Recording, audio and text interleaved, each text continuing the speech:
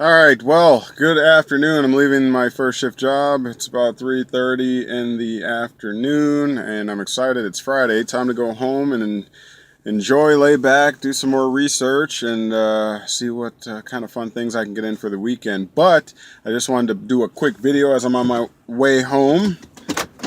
Interesting things happened today. I don't know if you paid attention, but number one, the January 6th Senate and House decision on whether to validate Trump as the President of the United States actually was confirmed. So it was a bit shaky there for a little bit. Got kind of scary. Didn't know which way they were going to go with this or try to pull some rabbit out of the hat. But lo and behold, Trump is the President of the United States. Yay for those that are on the Trump bandwagon. Also today, there was a active shooter, Fort Lauderdale, Florida airport, where last time I heard, I think it was 8 or 9 people shot. I think 3 to 5 people murdered. Terrible thing. But already, due to the power of media and alternative media outlets and people that spend their time researching and vetting information that's coming through the mainstream, there's already conflicting reports on what actually happened in eyewitnesses. I shared some of that on Facebook.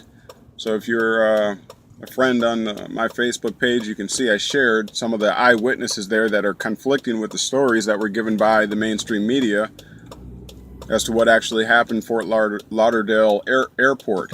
But I'm sure there will be more details that develop because our country and our government are really great at fudging stories or creating what's known now as fake news. But nonetheless, I digress. Just wanted to quickly sketch out possibilities and things that we may be faced with now that Trump has officially gone over the hurdle of the Senate and the House and now is officially the President of the United States. I would admonish you not to think too highly of this new development with Trump. As I've said before, he did not get there of his own accord. No one does.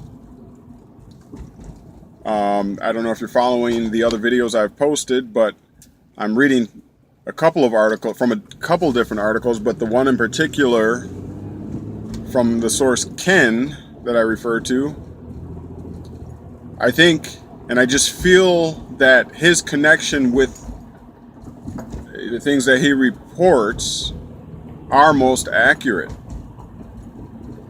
and make the most sense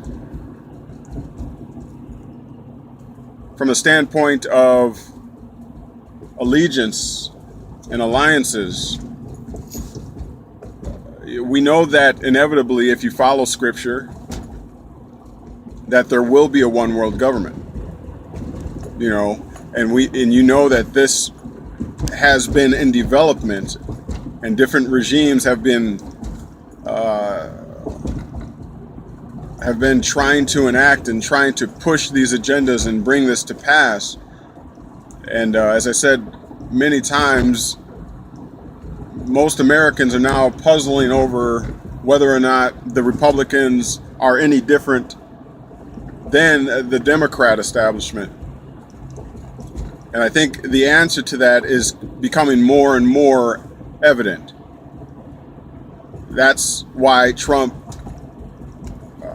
was elected to the presidency, because of the fact that people bought his promises of draining the swamp and getting rid of all of the corruption and things in the upper echelon of the government. So I know that more people recognize that, in fact, there is something fishy going on between the two parties. And so I hope that you don't buy into the great white hope, I'll term it, not meaning from a racial standpoint, just more as the cliche. But I hope you're becoming a critical thinker and doing research and actually digging into and digging beneath the mainstream fog that they're putting out. Because if not, then you'll fall for anything that they put out. You won't think critically. You won't disseminate the information. You'll take the very first thing that is put out into the airwaves. So hopefully you're thinking critically. You found a good source for your information, and you're not just depending on one source to get your information from. I personally do not believe that Trump is who the majority of America is thinking he is. That's just my personal take. I'll do more research and development on that, and I'll present my findings. But I want to pose to you a question. I did post it on Facebook. I apologize for the redundancy, but it's worth questioning. If in fact Obama is passing all of these laws, legislations, and enacting new policies as he is supposed to be a lame duck, he's supposed to be leaving office. If he's passing things like, I forget the number of the act, but basically, in the case of an emergency, whether in wartime or not, that he can declare martial law and essentially shut down the government. Also, the latest legislation or executive order, I think December 18th, regarding fake news and dissenters basically of the government. He basically passed legislation against it, which is basically, in a nutshell, censorship. If he's passing all these laws, but he's a lame duck and he's supposed to be leaving office, then isn't he essentially empowering Trump with all of these tyrannical type powers, dictatorial powers? Isn't he essentially empowering, the president after him? And if they're not on the same team, then why would he be doing this favor? It's just something to ponder. I just wanted to ask a question, and hopefully I can get some comments from you. This is just a thought on my way home. I didn't mean to make it super lengthy, but trying out the new gadget that holds the phone. So let me know how it works out. If it works out okay, then I'll continue to do it. If not, if it's too much vibration or it's not getting a good resolution or picture, let me know. But help me out on this one. Run it through your mind. Ask a couple questions of people around you and ask them what they think. Why would Obama be passing these laws and these rules that, if he's leaving, rules that are going to give the next president a sort of dictatorial power, kind of like kingship? Why would he be prepping that for the next incoming president?